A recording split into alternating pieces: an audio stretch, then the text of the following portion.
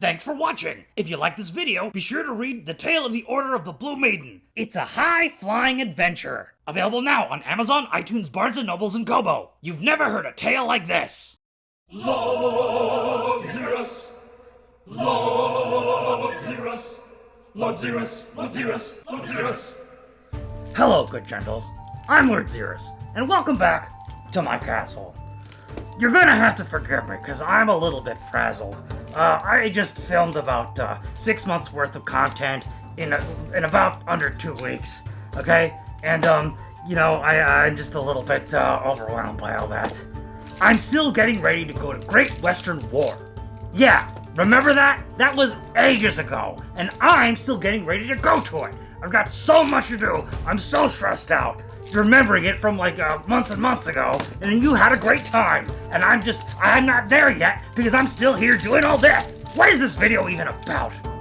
It says footwear. This one's about footwear. Well, that makes a lot of sense because I've got some boots sitting here on my table. Okay, so these boots, I bought them from medievalcollectibles.com. Now, these are the Einhard boots, and I believe these are the knee-high medieval boots. And I have to say that I'm actually pretty pleased with the quality of these boots. You know, when you order medieval reenactment gear, it's kind of a crapshoot. You're never really sure what you're gonna get. But I've been having really excellent luck lately. Or rather, I should say that the people selling items have really upped their game, and there's a lot of great stuff out there for you to buy. So, these Einhard boots, I intend to use them when I fight. These boots have a nice low profile. You know, they don't have anything much going on above the ankle. They're very simple. My chausses can slip right over them, and that makes them a good choice for fighting. And then these knee-high boots I'm just gonna, wear when I go to events and, when I want to look pretty. I will say that my only disappointment came with the Einhard boots because on medievalcollectibles.com, they are pictured as being either black or a beautiful auburn color, but the only choices they give you are black and brown. So I'm like, well, I want the brown one, because I want that really beautiful auburn boot. But then when it arrived, it was this kind of dark brown, poopy color. I guess I shouldn't say that, because it's a nice, it's just regular brown. That disappointed me a little bit. I really wanted that really beautiful red auburn boot. And like I said, this is for fighting, so it's a low-profile boot, not necessarily meant to be super flashy. So, my armor really draws all the attention when I'm fighting, so it didn't really bother me all that much. Not enough to, return it or anything. Now, this boot came more or less exactly as pictured, so they showed this exact color, so there was no surprise there. The one thing to know about these boots is that they have leather soles. They're very smooth on the bottom, especially when they're new. So, I tried these on, and I found myself slipping and sliding around on any smooth surface, especially like concrete.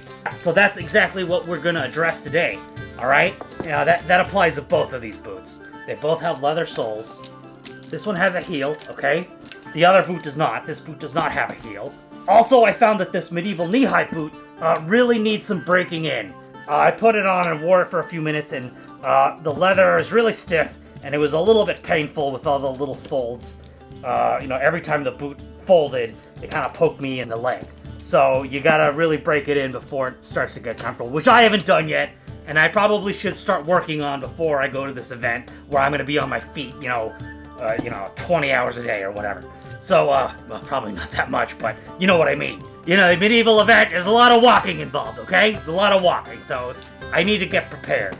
So what I'm gonna be doing, I'm gonna be doing two things. One is I'm gonna be putting a sole with more traction on each of these boots, and I'm also going to be inserting an insole. Okay, so not too involved, but gotta get done. So, just a little bit more work for me to do before I can finally go to Great Western War, which you probably enjoyed months ago. Alright? Okay, let's get started. Adding insoles is going to be simple enough. We're just going to use these athletic insoles that I bought at Big 5 Sporting Goods, okay? These are kind of pricey, these probably cost me about $24 a piece.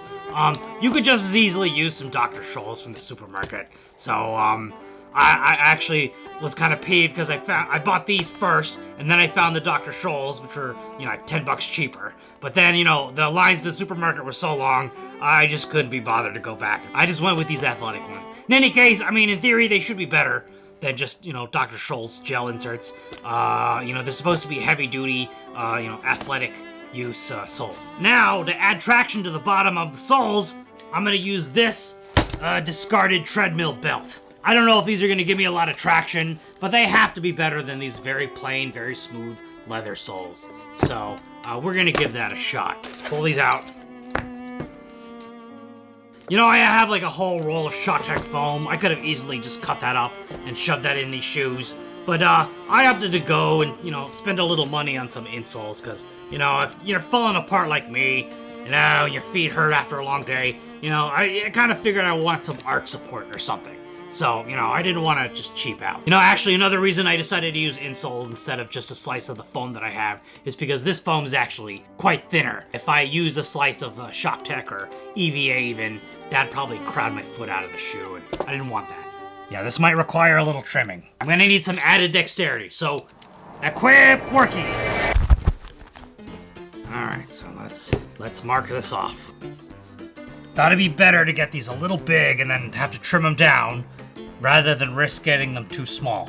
Alright, let's see if my scissors will even cut through this stuff. Good so far. But what I probably didn't anticipate was trying to cut through this plastic material that's underneath here. Get yourself in there, you. Too bad there's no way to open a chute from the front. Too bad there's no way to open a chute from the bottom. I mean, well, I guess you'd have to undo all these nails. A little harder than I thought. Thought this would be easy, but it's not turning out to be not as easy as I imagined. Oh, okay, my hand is stuck. Mad respect to the cobblers out there. Okay, alright. Don't ask me how, but I managed to get it in there. Alright, great.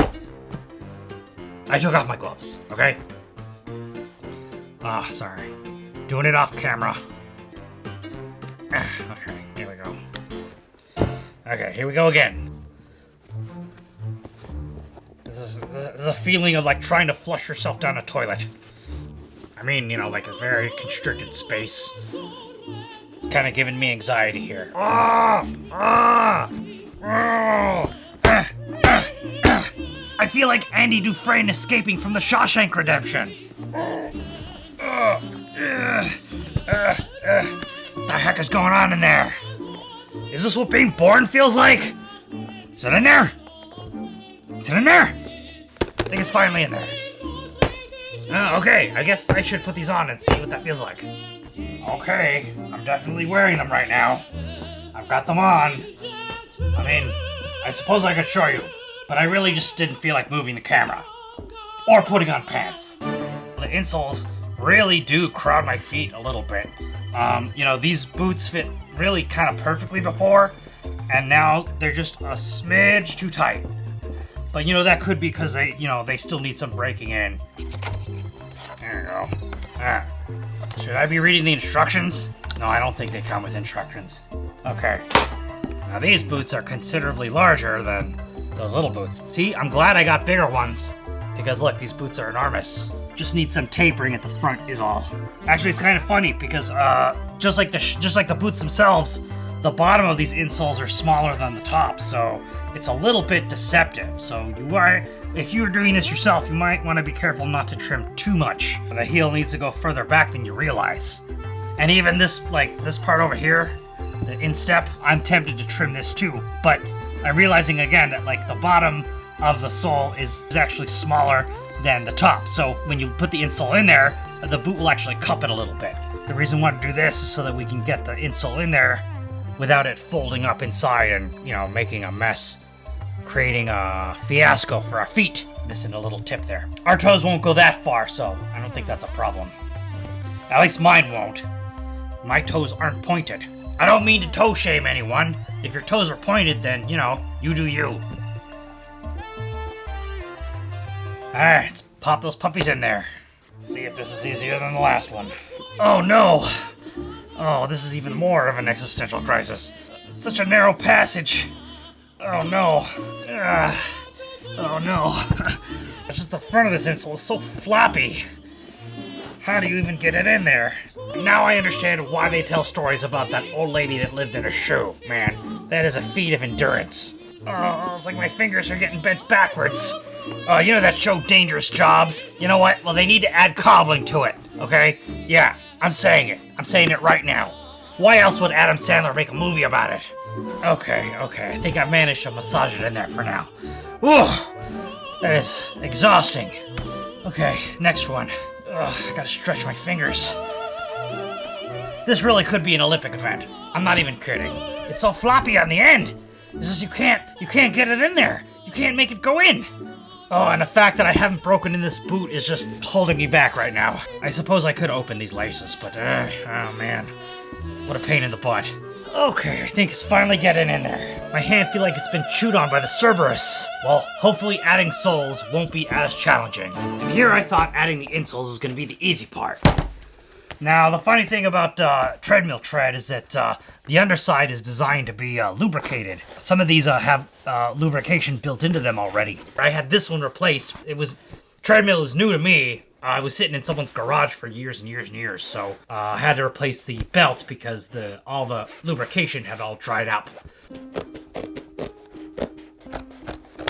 Okay. Alright, that was pretty easy.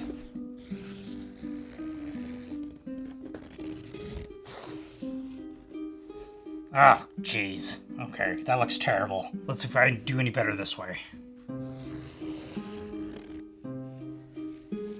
The front of the boot, I guess, is where, you know, the sole should be a little bit longer. You gotta anticipate the shoe leaving the ground, so you gotta kind of compensate for the diagonal distance from the ground up to the shoe, if that makes any sense. It's geometry, trigonometry, astrology. I think that's the name of the store, right? I'm just gonna cut this here. It's not like I'm gonna reuse this treadmill belt. I'm gonna kind of be generous with the front here, so I think it'll be easier to trim off excess than it is to try to add on. I was wondering if I was gonna have trouble cutting this material, and it's actually quite easy to cut. See that? Just a hair shy. I don't think that's too much of a problem. These boots have heels, okay? So that means that you can't sole the whole shoe in one go. You gotta do a half sole. This is kind of interesting because this is what you see in a lot of, like, you know, fancy men's stores. You know, you'd know that if you were a fancy man. Are you a fancy man? Do you have fancy man shoes? So you gotta treat the heel as a completely separate piece here. This part isn't gonna make contact with the ground, so there's really no point in soling it. I mean, I guess you can, just for consistency's sake, but I actually think it looks kind of cool with that part missing. As I've been doing this, I've been feeling the spirit of the ancient cobblers flowing through me. I was at one with all cobblers. I've been coming in here, going back and forth, and, you know, trimming this stuff so that it fits perfectly. See, there. Guide me, O spirits of the cobblers. Right on. One-shotted that. Alright, this is shoe goo. I picked this up at the supermarket, I think. Alright, actually, I think it was Big 5. Yeah, I think I got this at Big 5 Sporting Goods. In any case, it's just a basic adhesive for shoe repair. Alright, well, I'm kind of not sure what to expect out of the shoe goo. Let's see, let's check this out. What do you like, shoe goo? Oh, I see. This is that kind of tube that needs to be pierced. Okay. Okay, here it comes. Here it goes. Here it comes out. Oh, wow. Okay, well. I think I'm gonna need a paper towel or something. Oh my. This is very... oh goodness. This is way more gloopy than I imagined. Losing control of the shoe goo. It's kind of like boogers. I'm trying to put a lot down, but it just keeps sticking back to the tube. So, wow, this is a mess. Now the question is, do I have enough on here, or do I have too much? Oh, it's getting everywhere. Well, at least you can kind of rub it off really easily. There's not enough shoe glue underneath the toe here. This shoe glue is just kind of insane. I mean, it doesn't want to stick to anything. You don't want to put too much, because what's going to happen is it'll start, I don't know, spewing out. I guess these spirits of the cobblers were not speaking through me whatsoever. Just a bad trip on shoe glue fumes. The shoe glue is kind of unique because I think it's better to treat it like more like a paste than like a glue. You gotta wait real slow like for it to tack onto your surface. And the way it comes out is just so inconsistent. Alright, so once you get it on there, you kind of have to just keep pushing on it. Oh, see, okay, but you don't want to squish it too much because then that happens. Oh, and also don't get it on the leather. Oh, here we go. Kind of have to focus when you're doing this because if you just do what I just did, then what happens is that, oh, the glue gets everywhere. Oh, it's a huge mess. And if you get it on your hand, you end up getting on the leather, which I guess isn't too bad because it is kind of like, it's very similar to rubber cement in consistency. So, I mean, there is a point where you can just rub it off, I think. I am actually wondering if the shoe glue is the right adhesive for this job. There might be, a better contact cement to use. Because this shoe glue does not seem like it wants to stay put. Definitely want to clean this, because if you let it cure like that, you're going to come back and there's going to be just a solid piece of rubber greeting you. Of course, if I can ever open it again, well, RIP shoe glue. I'm going to press it down to make sure that the glue is spreading all over the place. Alright, I'm just set this down now. Alright, so here we are in a slightly less glueable part of my castle. And we're checking in on our Ironheart boots here. And as I suspected, there's just a little bit of lift off of the sole here in certain areas. Mainly around this curve here. I suspect because there's also a curve in this direction on the shoe. Oh, there's a little bit on the end there too. I'm gonna go ahead and touch this up with some Gorilla Glue. That might be ill-advised, I don't know, because I think Gorilla Glue will probably harden kind of stiff. But I don't have any contact cement. It's too late to use the contact cement anyway. What I'm gonna do is I'm just gonna tape up the boots in these areas so that the glue has time to set there. All right, and the reason I'm using the Gorilla Glue and not something like an E6000 is probably recommended, because I think I've since learned that E6000 and shoe glue are basically kind of the same thing. I don't know if that's true. I haven't looked at the ingredients, but they do behave in similar ways. Rather than mess around with that stuff, because that stuff doesn't really flow very well. I want this to be able to just pour this under the sole and to make sure it's in there. Bottoms up. Oh, okay, see. Now here's something I didn't count on. The Gorilla Glue doesn't really want to flow down there.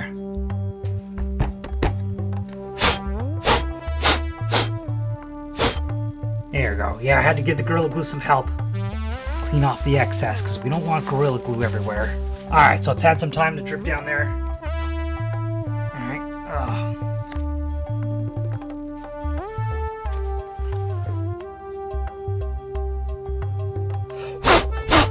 Gravity to take it down, take it down, take it down. There we go. Alright. Give you a chance to see that ooey gooey glue. And now, probably the most important part is going to be the toe there.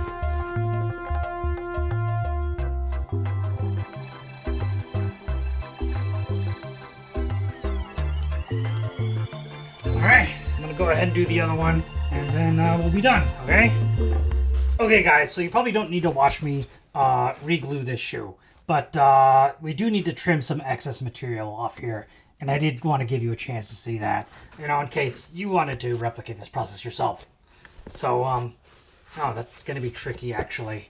So I think what I'm going to have to do is I'm going to have to go underhand here. Just going to have to use the shoe as the guide, which is going to be hard when I get closer to the shoe.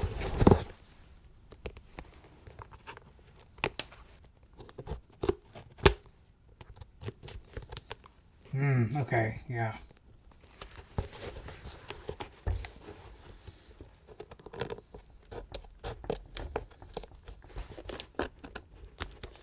Probably should use sharper scissors in this. Okay, now we're kind of ripping the glue off our shoe here. All right, well.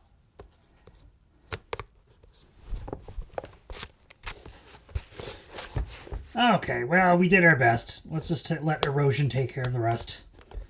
There's a little corner back here we can get rid of. Alright, well, it's not beautiful, but what are we going to do? Nothing. Alright, so, alright, I'm just going to glue this up and tape it like I did this other shoe over here, and then I'll be done. Hey guys, I'm a Great Western War, and I wanted to update you on the condition of these shoes. I've been wearing these shoes around, and you can see for yourself, they haven't really fared very well. I've had to completely remove these soles because they started peeling off. Now there's just like some glue, some shoe goo underneath there. Surprisingly, the shoe goo works like a non-slip sole, just on its own. These have fared slightly better, but only because I don't wear them as often. You can see this is peeling right there. So I could conceivably just rip these soles off and let the shoe goo provide all the traction that I need, because it seems to be working okay so far. I haven't been wearing these as often because when they flex, this one has a tendency to fold in and punch my ankle repeatedly in the same place. It's kind of painful to wear it. Eventually I just gotta tough it out and, you know, make it so that the leather wears down and becomes soft. So I've been wearing mostly these shoes. These shoes, which I believe are the Ironhard boots, they've served me pretty well. So I think I like these better overall. Okay, that's it for today. So don't forget to like and subscribe, and don't forget our motto: Noli timere ut sucere. Don't be afraid to suck. And I'll see you on the battlefield as soon as I put my shoes on.